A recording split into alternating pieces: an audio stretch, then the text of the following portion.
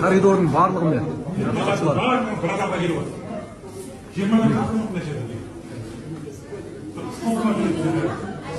Ескертіп айтып тұрса, біреу ғана қалып қалғандар міне. Сіздер де шықпаймыз, адвокат.